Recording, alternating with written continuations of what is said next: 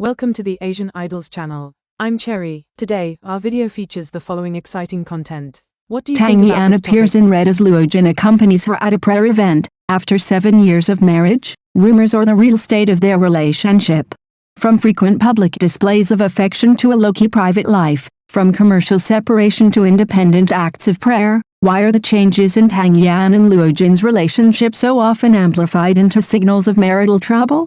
When the outside world uses phrases like "the spark in their eyes is gone" to judge the quality of a marriage, or questions personal choices based on something as trivial as wearing red to an event, are we overlooking the core truth of marriage itself? What may have changed is not the relationship, but the way affection is expressed under constant public scrutiny. The so-called 7-year itch may not be about love growing cold, but about the public's obsession with perfect relationships.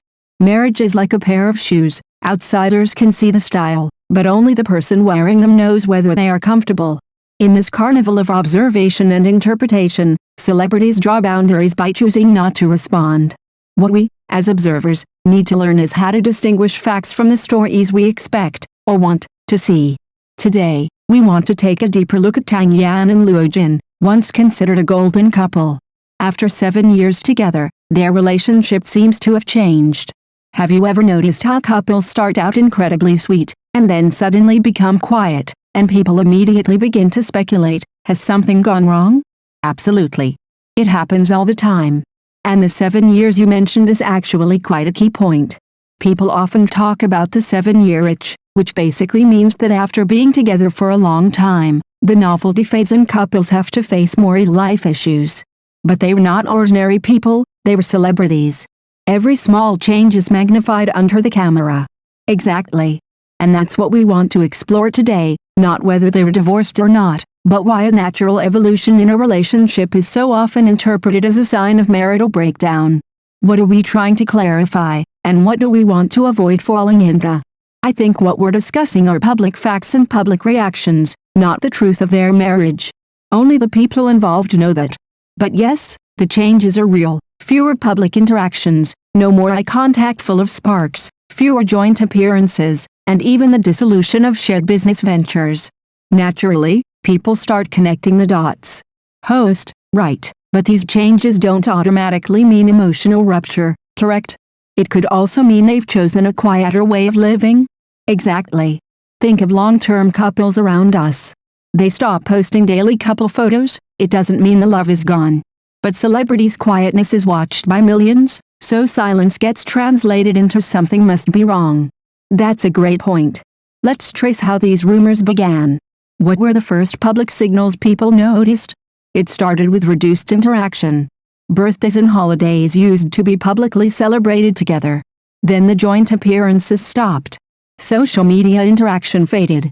Even the companies they invested in together were separated, legally untied.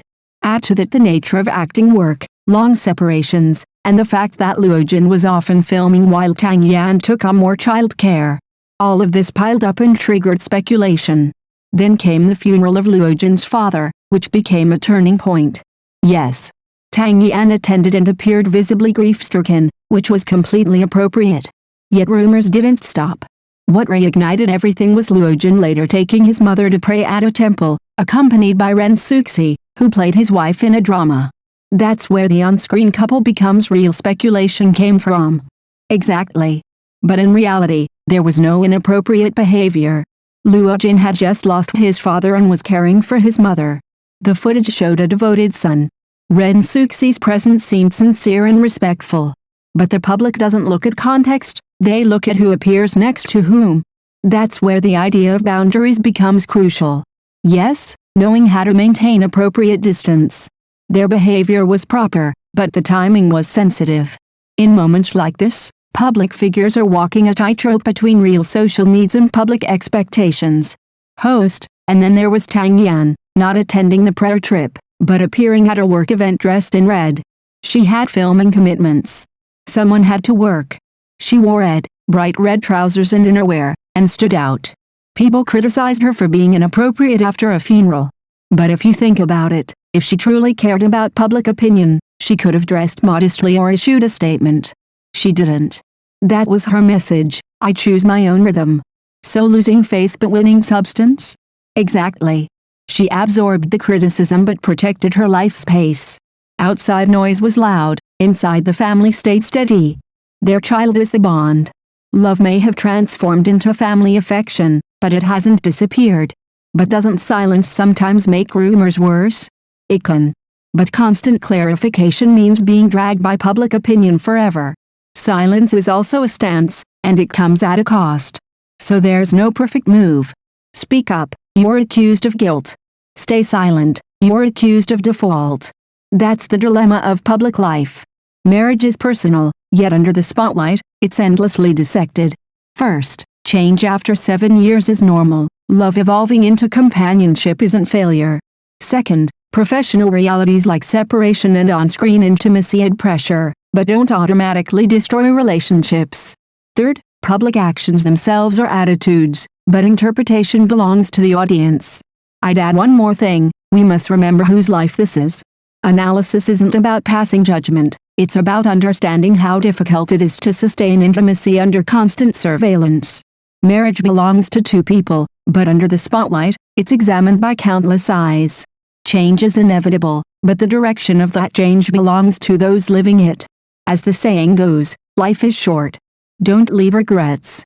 Living well may be the greatest respect we can offer to others' lives. So when we return to the idea that time inevitably changes relationships, perhaps the real message is this: forms may change, but as long as the core remains, a marriage is not a failure. Tang Yan's choices remind us not to be overly consumed by others' gazes, but to focus on the people and values we truly cherish. With it, today's discussion comes to an end. Thank you for listening. Until next time. If this is your first time watching our channel, please hit the subscribe button to support us. Thank you.